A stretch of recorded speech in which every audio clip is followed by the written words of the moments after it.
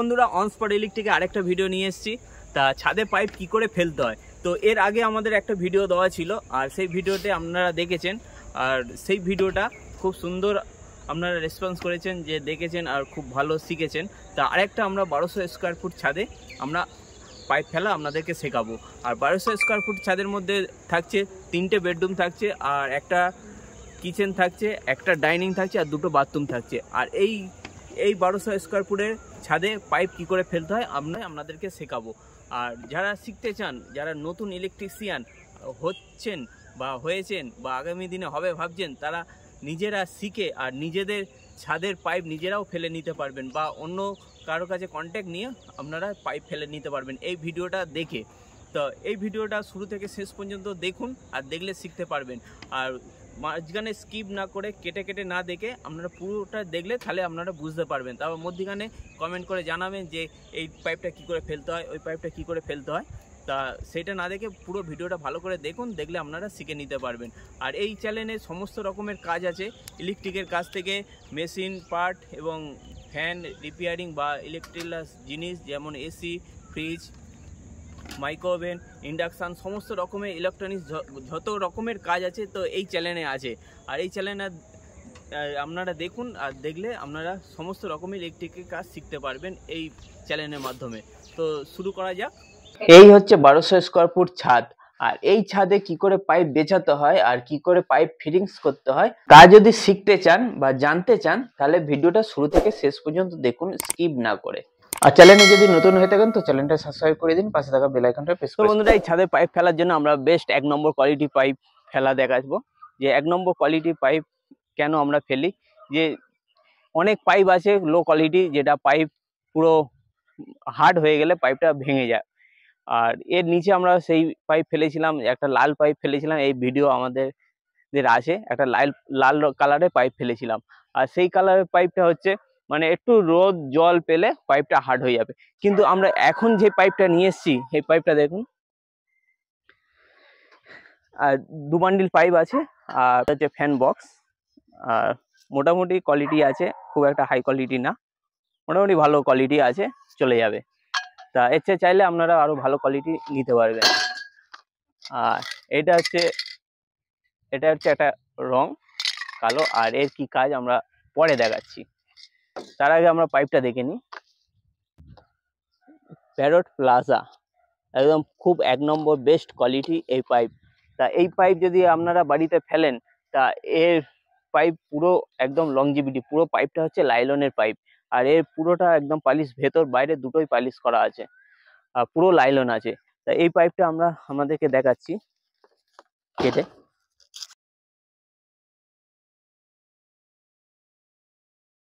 তো পাইপের গ্লেজটা দেখুন কত সুন্দর গ্লেজ, চকচক করছে, একদম ফুল পালিশ করা। আর প্রত্যেকটা পাইপের গায়ে একদম নাম খোদাই করে লেখা আছে প্লাজা।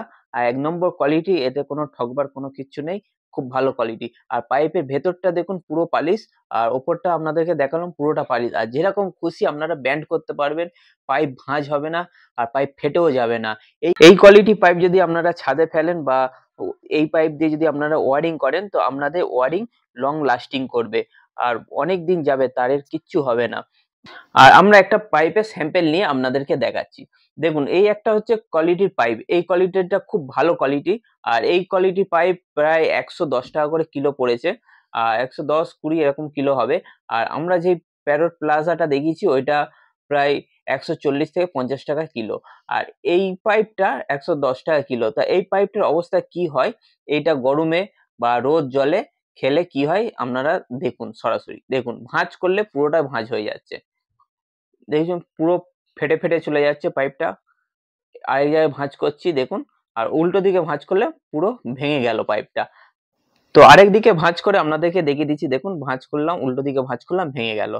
তো এই পাইপের কোয়ালিটিটা আপনাদেরকে দেখালাম, যে পাইপের কোয়ালিটিটা কিরকম। তো এরকম অনেক রকমের কোয়ালিটির পাইপ আছে, আর আমার কাছে বেস্ট মনে হয়েছে যে প্যারট প্লাজা। তা এই প্যারট প্লাজা দিয়ে আপনারা একবার ছাদে পাইপ ফেলে দেখুন যে কিরকম। তা এবার দেখা যাক যে এই রংটা কি কাজে লাগে। তা এই কালো স্প্রে রংটা কখন কাজে লাগবে আমরা আপনাদেরকে দেখিয়ে দিচ্ছি। তো বন্ধুরা, আমরা যখন পাইপ ফেলে দিই, আর পাইপ ফেলার পর যখন ফ্যান বক্স কোন জায়গায় আছে আমরা খুঁজে পাই না।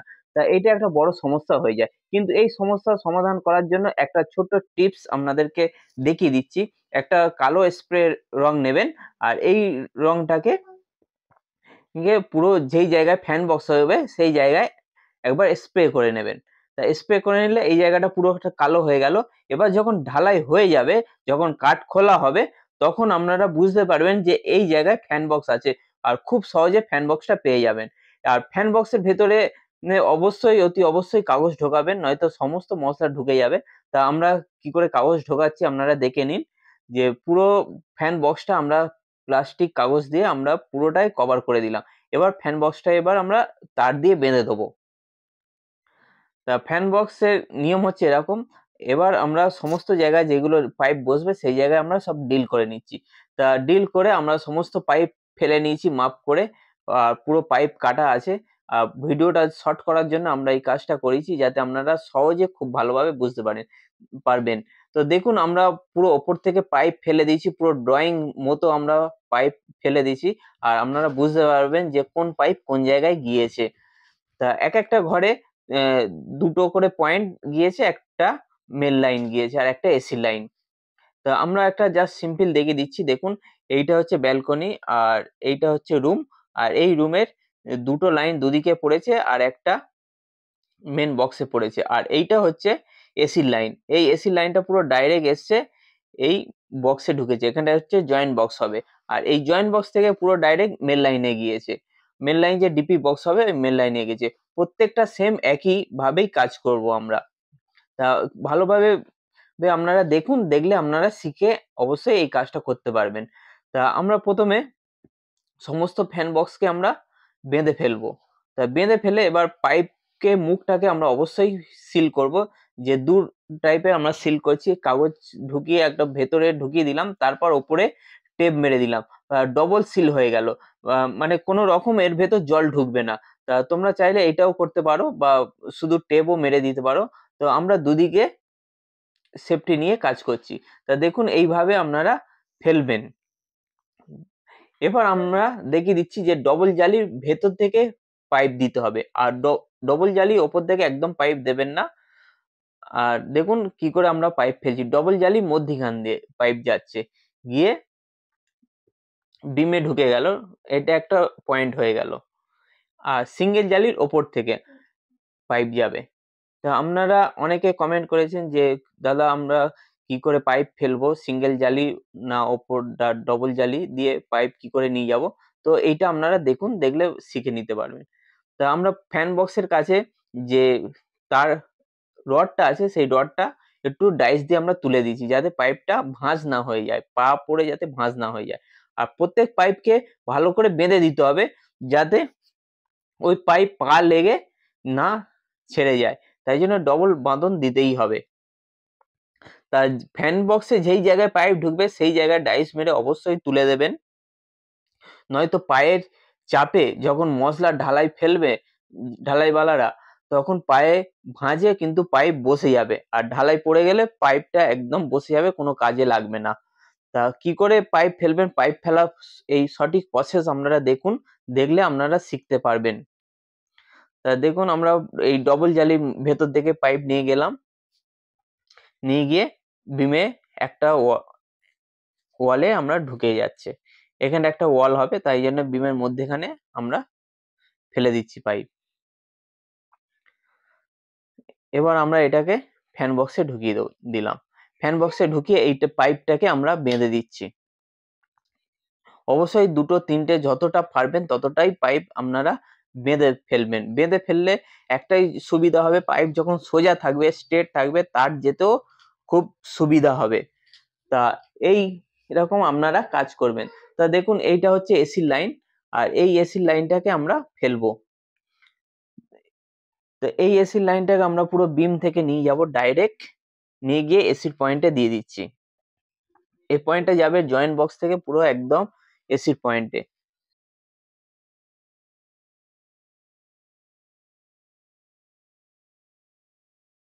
তো এসির লাইন আমরা ফেলে দিলাম। এবার আপনাদেরকে দেখিয়ে দিই কি করে আমরা এসির লাইনটা নিয়ে গেলাম। এই বিম থেকে বরাবর মধ্যিখান থেকে আমরা নিয়ে যাচ্ছি পাইপ, এই সোজা যাচ্ছে, গিয়ে একদম চলে গেল এই ধারে যেই জায়গায় এসি বসবে। দেখুন আমরা এসির লাইন ফেলে দিলাম। এবার একটা যেটা আছে এটা মেন লাইন আমরা ফেলে দিলাম, ওই একটা লাইনে সমস্ত এই রুমের কাজ হয়ে যাবে। তা আমরা এই পরের গুলো আমরা দেখিয়ে দিচ্ছি, দেখুন আরেকবার। আমাদের একটা ছাদে পাইপ ফেলা হয়ে গেল একটা রুমে, এবার আরেকটা রুমে পাইপ ফেলছি সেম একই প্রসেসে।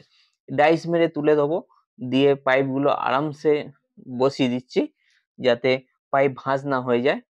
আর এই এই ঘরেও একটা এসির লাইন হচ্ছে, তাই এসির লাইন দেখুন আমরা যে এসির লাইন করছি, এসির লাইন এসি থেকে ডাইরেক্ট মেন ঘরের যে মেন বক্স তার উপরে যে জয়েন্ট বক্স থাকবে সেই জয়েন্ট বক্সের ওপরে কানেক্ট করব। আর ওই জয়েন্ট বক্স থেকে একটা ডাইরেক্ট চলে যাচ্ছে ডিপি বক্সে। তো আমাদের একটা পাইপের মধ্যে এসির লাইন আর ঘরের মেন লাইন যাবে, তা এতে দুটো পাইপ ফেলা দরকার নেই। অতএব যে বিমের মধ্যে যতটা পারবেন পাইপ কম ফেলার চেষ্টা করবেন, তাহলে আপনার যে বাড়ির ছাদ ভালো থাকবেন। তাই ডবল জালি ভেতর থেকে যেই জায়গায় ডবল জালি সেই জায়গায় ভেতর থেকে ডবল জালির মধ্যেখান থেকে পাইপ নিয়ে যাবেন, আর সিঙ্গেল জালির ওপর থেকে পাইপ নিয়ে যাবেন। ভালো করে দেখুন আমরা ডবল জালি ভেতর থেকে পাইপ দিচ্ছি আর সিঙ্গেল জালির ওপর থেকে পাইপ যাবে। তা এই একটা পয়েন্ট আমরা ফেলছি, আবার দেখুন ডবল জালি ভেতর থেকে দিয়ে দিচ্ছি, ডবল জালি ভেতরে চলে গেল, গিয়ে বিমে যে ফুটো করা আছে সেই ফুটোর মধ্যে ঢুকিয়ে দিচ্ছি আমরা। এবার এইটা ফ্যান বক্সে আমরা দিয়ে দেবো। আর এটাকে আমরা পাইপ ফেলা হয়ে গেল, এটাকে আমরা বেঁধে দেবো। আগে আমরা পাইপ সবকটা ফেলে নেবো, তারপর লাস্টে পাইপগুলো ড্রেসিং করে বেঁধে দেবো। আর এই পাইপটা হচ্ছে ভুল ফেলেছিল যে লেবারটা, তাই জন্য আমরা পাইপটা বার করে আবার স্ট্রেট ভাবে বসাবো। তা পাইপ অবশ্যই জালির মিডিল থেকে যাবে, একদম ক্রস করবেন না। আর যেই জায়গায় পয়েন্ট হবে সেইটার মিডিল থেকে নিয়ে যাবেন, আর দেখতে ভালো হবে, কাজটাও ভালো হবে। তা এইভাবে আমরা সমস্ত ছাদে পাইপ ফেলে নিয়েছি, আপনারা দেখুন। তা পুরোটাই আমাদের ছাদে পাইপ ফেলা হয়ে গেছে, আর এই পাইপগুলো আমরা ড্রেসিং করে দিচ্ছি। আর দুটো রোলের মধ্যে এই একটা রোল এর হাফ বেঁচেছে, মানে 1.5 খানা রোল পাইপ গিয়েছে। তো ভিডিওটা ভালো লাগলে লাইক শেয়ার কমেন্ট করুন আর সাবস্ক্রাইব করুন, পাশে থাকা বেল আইকনটা প্রেস করে দিন। আর এরকম নতুন নতুন ভিডিও আপনাদের কাছে আসতে থাকবে।